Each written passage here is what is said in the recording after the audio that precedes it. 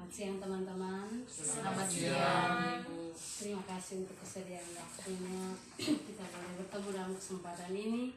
Patut kita syukuri karena ini terjadi karena atas berkat Tuhan yang Maha Kuasa. Hal yang mau saya sampaikan pada kesempatan ini adalah saya ingin menyampaikan informasi-informasi tentang guru penggerak yang sudah kami lewati, kami sudah lakukan selama bulan Oktober, November, dan Desember. Jadi di guru penggerak itu ada satu modul yang sudah kami lakukan dengan 4 bagian. Sebelum saya ketemu teman-teman, saya sudah memohon izin lewat pihak sekolah, dalam hal ini Bapak Kepala Sekolah dan Bapak Wakil Kepala Sekolah, sehingga sudah diizinkan untuk saya bisa menyampaikan informasi ini.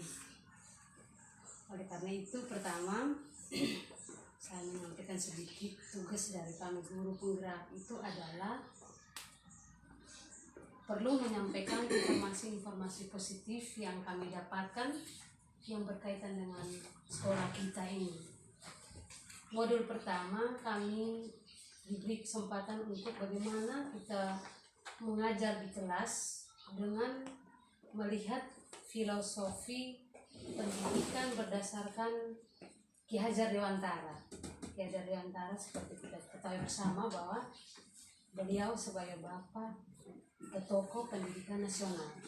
Sehingga saya yakin bahwa di sekolah kita ini bukan hal baru, karena persiapan-persiapan tentang pembelajaran kita di kelas itu sudah kita lakukan dalam BIMTEK, IHT, bagaimana mempersiapkan perangkat pembelajaran kita yang dilalui dengan pembuatan LKPD, lembar kerja peserta didik atau LKS itu.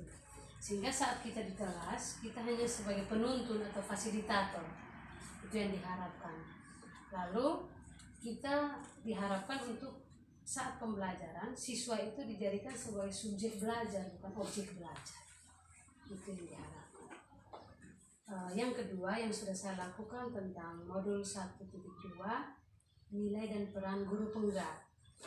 Itu juga saya sudah lakukan di beberapa kelas, namun saya perlu menginformasikan bahwa kita Bapak Ibu guru diharapkan untuk memberikan kesempatan kepada peserta didik atau siswa untuk bisa berkreativitas, berinovasi. Jadi aksi nyatanya saya buat tentang pembelajaran di mana anak menjawab tugas yang diberikan oleh guru dengan membuat video.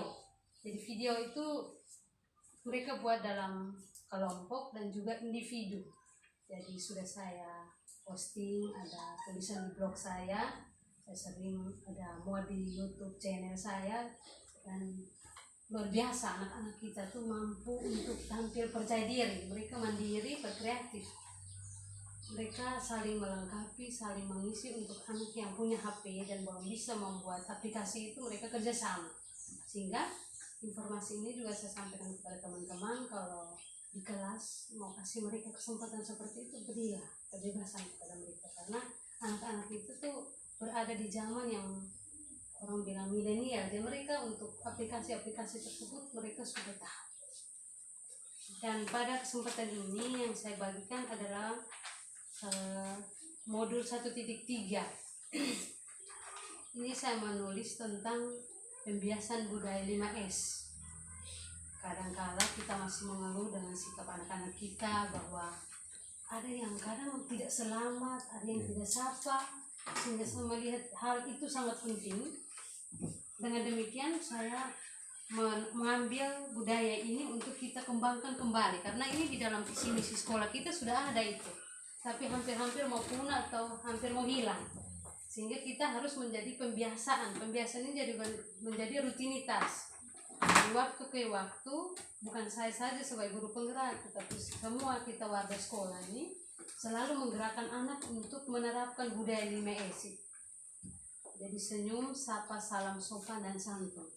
Saya sudah masuk dari kelas ke kelas untuk sampaikan informasi ini, tapi juga perlu diketahui oleh teman-teman sekalian untuk bisa diperkuat atau bisa dijadikan pembiasaan. Artinya kita membentuk karakter mereka dari hal-hal kecil ini. diajak atau dibiasakan untuk misalkan pagi-pagi kalau kita sudah ketemu dengan mereka, bagaimana kita menerapkan budaya 5S ini dalam pikir kita. Jadi itu perlu kita menyapa mereka, kita menjadi contoh untuk kita bisa membiasakan budaya 5S dalam sekolah kita. Jadi bukan hal baru tapi pengembangan atau pembiasaan. Ini divisi misi sekolah kita ada. Karena dari 5S itu nilai-nilai karakter yang akan diperoleh itu sebanyak 18 nilai karakter itu bisa terjadi. Itu sama juga seperti yang diterapkan dalam penilaian K13.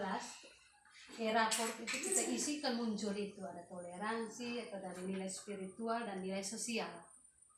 Kerja keras, disiplin, kreatif, mandiri dan selanjutnya.